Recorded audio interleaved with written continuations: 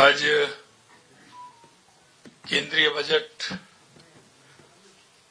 2026-27 पर आयोजित इस प्रेस ब्रीफिंग में आप सभी का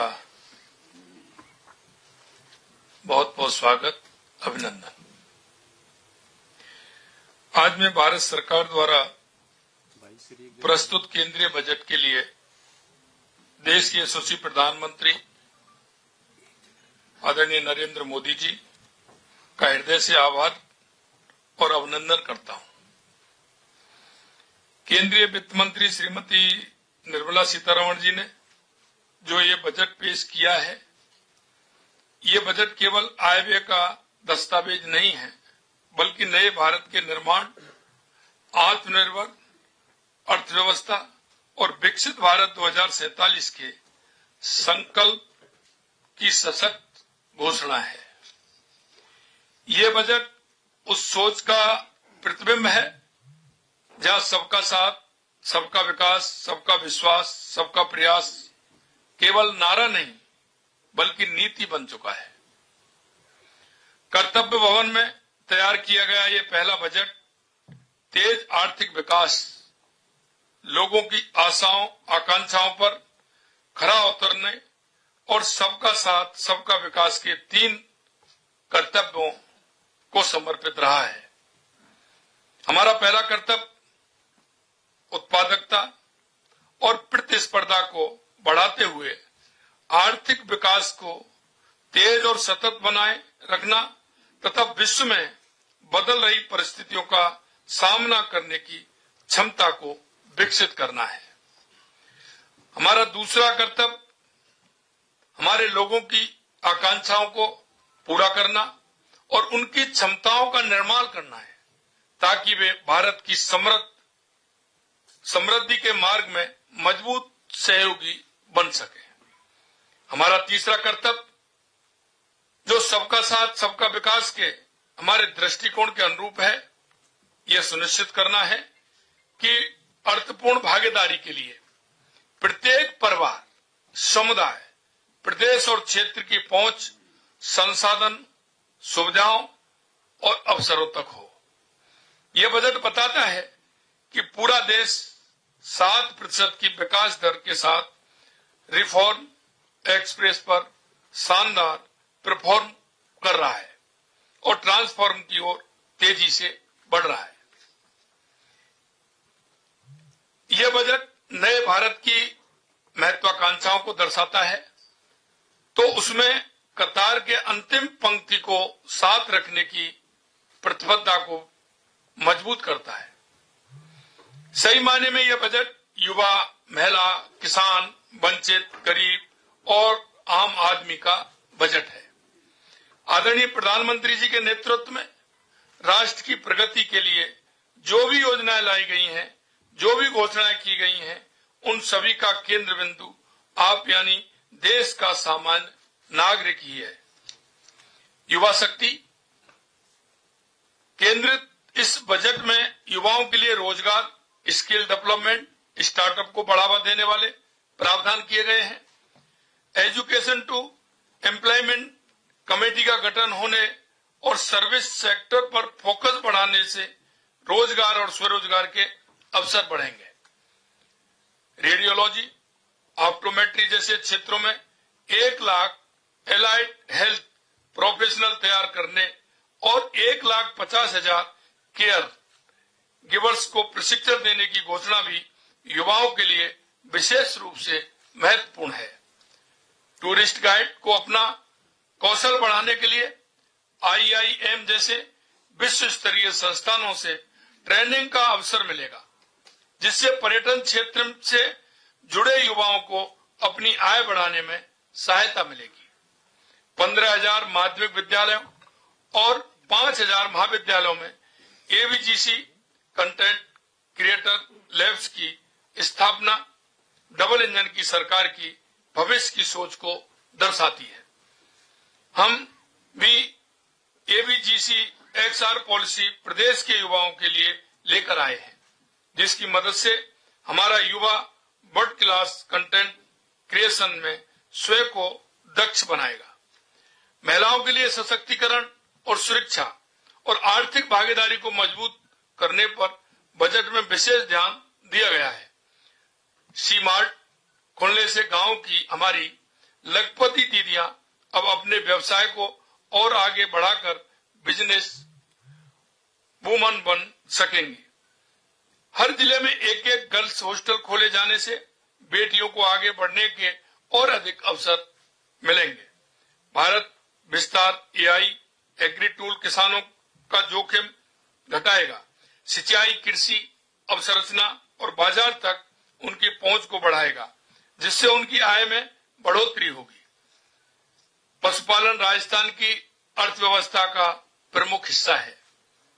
loan lift capital investment subsidy scheme से पशुपालकों को भरपूर लाभ मिलेगा। जिला अस्पतालों में ट्रॉमा केयर सेंटर की स्थापना के साथ 50% क्षमता वृद्धि, 5 रीजनल हेल्थ हब की स्थापना की घोषणा से स्वास्थ्य सेवाओं के क्षेत्र में उल्लेखनीय सुधार होगा। राजस्थान में मेडिकल वैल्यू टूरिज्म पॉलिसी लागू हो चुकी है, इसलिए इस घोषणा से प्रदेश में मेडिकल टूरिज्म की ओर बढ़ावा मिलेगा। कैंसर की 17 दवाइयों में कस्टम ड्यूटी पर छूट से इस गंभीर बीमारी से लड़ने में सहायता मिलेगी।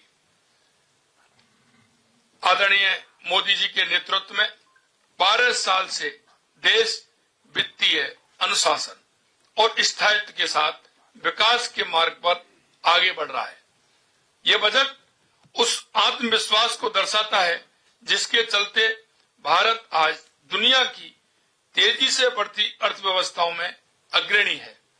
यूरोप के साथ ऐतिहासिक समझौता मदर ऑफ ऑल डील्स होने के बाद इस बजट ने देश के छोटे बड़े उद्योगों, मैन्युफैक्चरर्स, कारीगरों, कामगारों को वैश्विक बाजार में जाने के लिए नई दिशा दिखाई है। Biopharma, chemicals, textile, handloom, handicraft जैसे क्षेत्रों में मैन्युफैक्चरिंग को बढ़ावा देने के लिए बजट में कई महत्वपूर्ण पहल की गई हैं। टेक्नोलॉजी के क्षेत्र में देश को आत्मनिर्भर बनाने पर बजट में विशेष फोकस किया गया है। बजट में 40,000 करोड़ रुपए के इंडिया सेमीकंडक्टर मिशन 2.0 और एआई से संबंधित AI mission, national quantum mission, national research fund और डेवलपमेंट एंड इनोवेशन फंड का प्रावधान किया गया है। इलेक्ट्रॉनिक कंपोनेंट मैन्युफैक्चरिंग के लिए भी बजट में विशेष प्रोत्साहन दिए गए हैं। हमने भी राजस्थान में सेमीकंडक्टर नीति, डेटा सेंटर नीति और एआईएमएल नीति जारी की है।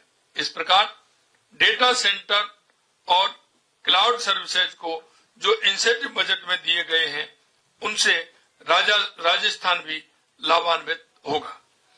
खादी सेक्टर के लिए महात्मा गांधी स्वराज योजना लाने और चैंपियन एमएसएमई बनाने की जो पहल इस बजट में की गई है, उससे राजस्थान के छोटे उद्योगों के ग्लोबल बिजनेस हाउस बनने की राह प्रशस्त होगी। 10,000 करोड़ रुपए की एसएमई विकास नीति और 2,000 करोड़ रुपए की आत्मनिर्भर भारत टॉप अप छोटे उद्योगों के लिए बड़ी सौगात साबित होगी। कंस्ट्रक्शन और इंफ्रास्ट्रक्चर की हैवी मशीनरी के निर्माण को बढ़ावा देने के लिए बजट में विशेष योजना लाई गई है। जेसीबी जैसे बड़े कारखाने पहले से ही राजस्थान में हैं। मैं उद्योग जगत के लोगों से आह्वान करना चाहूंगा कि हमारे इंडस्ट्रियल कॉरिडोर आपका स्वागत कर रहे हैं। आप हमारी निवेश नीतियों का लाभ लेते हुए नई योजना अपनी यूनिट लगाएं। इस बजट ने नए खुल रहे बाजारों में निर्यात बढ़ाने के उपायों के साथ साथ विदेशी निवेश को भारत में आकर्षित करने की मजबूत आधारशिला भी रखी है। प्रधानमंत्री जी के नेतृत्व में भारत आज फेयरलेस फ्यूचर की ओर बढ़ रहा है। माननीय प्रधानमंत्री जी ने इस बजट के माध्यम से राजस्थान को विकास की मुख्य धारा में और अधिक मजबूती से जोड़ने का काम किया है। चाहे बुनियादी ढांचों का विस्तार हो, चाहे सड़क, रेल, ऊर्जा और जल से जुड़ी योजनाएं हो, या फिर औद्योगिक और निवेश प्रोत्साहन से जुड़े प्रावधान, इस बजट में राजस्थान की संभावनाओं और आवश्यकताओं को पूरी संवेदनशीलता के साथ स्थान मिला है। चैलेंज मोड पर मेगा टेक्सटाइल पार्क स्थापित करने, टेक्सटाइल लेबर इंसेंटिव स्कीम के आने से राजस्थान में रोजगार के अवसरों में बढ़ोतरी होगी।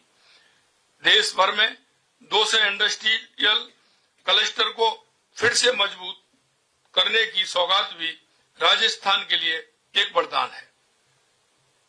बजट में अवसंरचना विकास पर विशेष जोर देते हुए 12,20,000 करोड़ रुपए का प्रावधान किया है।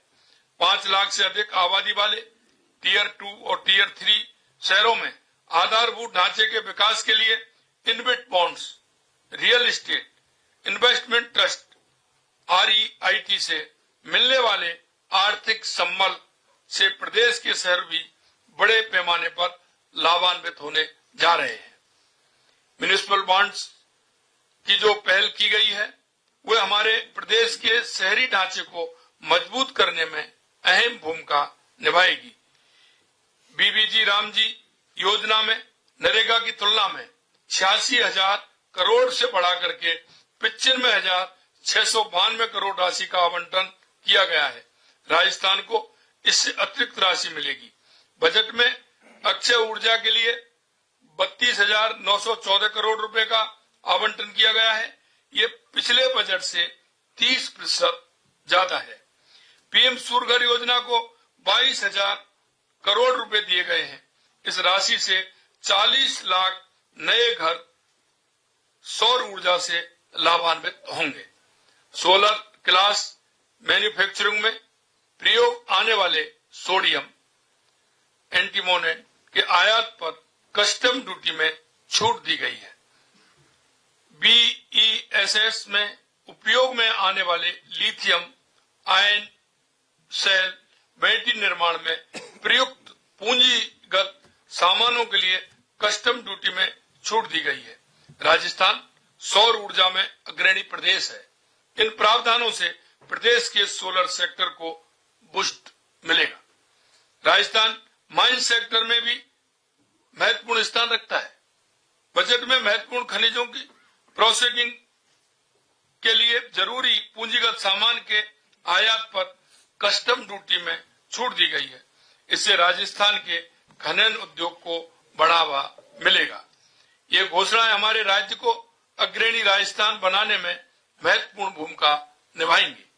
मैं प्रधानमंत्री जी का विशेष रूप से धन्यवाद करता हूं कि उन्होंने राजस्थान जैसे उभरते औद्योगिक राज्य को देश की विकास यात्रा का मजबूत स्तंभ मानते हुए सहयोग किया है। यह बजट भारत को आत्मनिर्भर से विकसित, संभावनाओं से उपलब्धियों और संकल्प से सिद्धि की ओर ले जाने वाला बजट है। यह न केवल आर्थिक विकास को बढ़ावा देगा, बल्कि सामाजिक न्याय, रोजगार सृजन और डिजिटल इंडिया को मजबूत करेगा। मैं पुनः यशस्वी प्रधानमंत्री श्री नरेंद्र मोदी जी और हमारी माननीय वित्त मंत्री श्रीमती निर्मला सीतारमण जी को धन्यवाद ज्ञापित करता हूं कि उन्होंने आकांक्षाओं, अवसरों और आत्मविश्वास से भरा हुआ बजट दिया है। आप सभी को बहुत बहुत धन्यवाद। जय हिंद, जय भारत, जय राजस्थान। आपके राज्य की खबरें, आपके शहर की खबरें सबसे पहले जानने के लिए देखते रहें अमर उजाला। चैनल को सब्सक्राइब जरूर कर लें और पाएं हर अपडेट।